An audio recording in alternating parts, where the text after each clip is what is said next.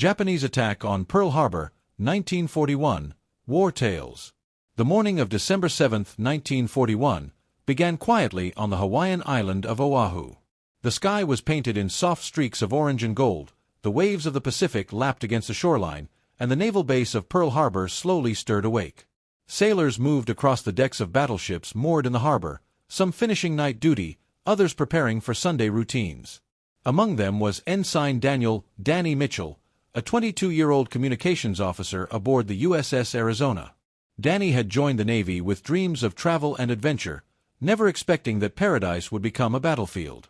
At 6 a.m., far beyond the horizon, 6 Japanese carriers cut across the waves, their decks swarming with aircraft. The order had already been given: launch the strike. Over 350 planes, fighters, dive bombers, and torpedo bombers took to the air in deadly formation. Their mission was clear and merciless: cripple the U.S. Pacific Fleet before it could ever set sail. The pilots knew the risks, but their commanders promised glory, victory, and the honor of striking a decisive blow. The lead pilot, Commander Mitsuo Fukuda, looked down at the endless blue expanse and whispered, "Tora! Tora! Tora!" Back at Pearl Harbor, the day moved lazily. Sailors laughed, polished brass rails, wrote letters home.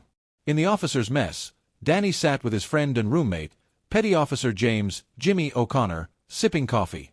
Jimmy was from Boston, loud and sharp-witted, a natural joker. "You know, Danny," he said with a grin, "if this Navy gig doesn't work out, I'm thinking of opening a bar back home.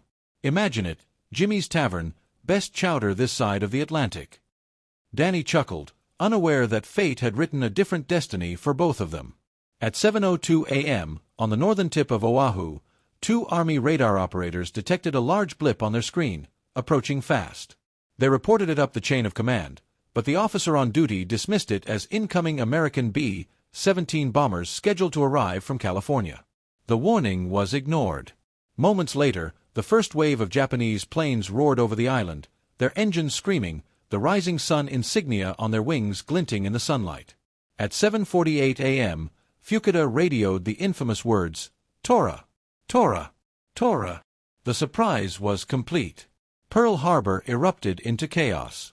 The first bombs fell on Ford Island, tearing into hangars and setting aircraft ablaze. Sailors ran for cover as explosions shook the ground.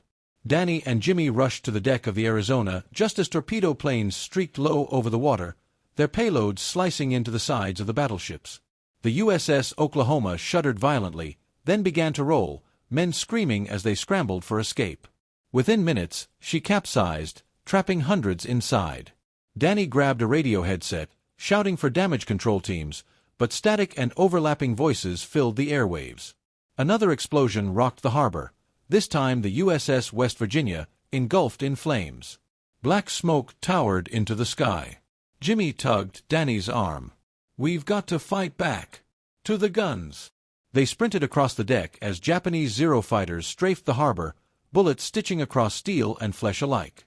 Sailors manned anti-aircraft guns, firing wildly into the sky, their tracers cutting through smoke and fire. Some planes were hit, spiraling down in fireballs, but most pressed their assault. At 8:06 a.m., disaster struck the Arizona.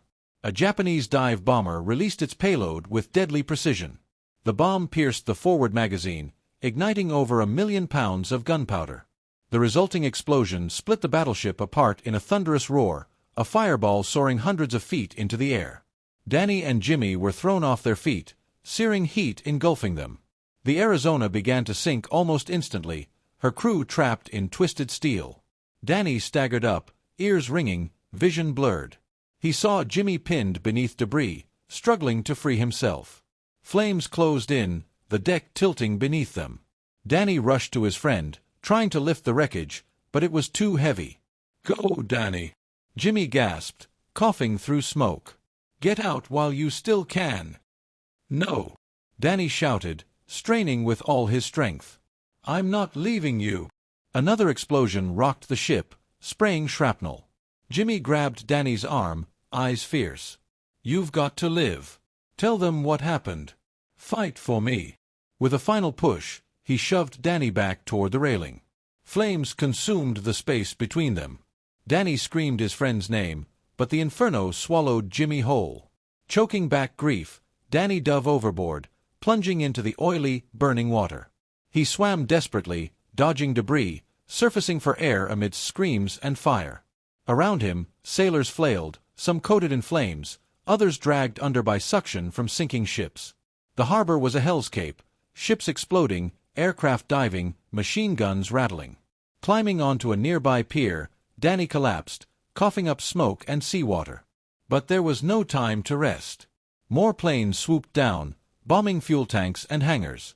He joined a group of survivors hauling ammunition to anti-aircraft batteries, loading shells as fast as they could. Every round fired into the sky was an act of defiance.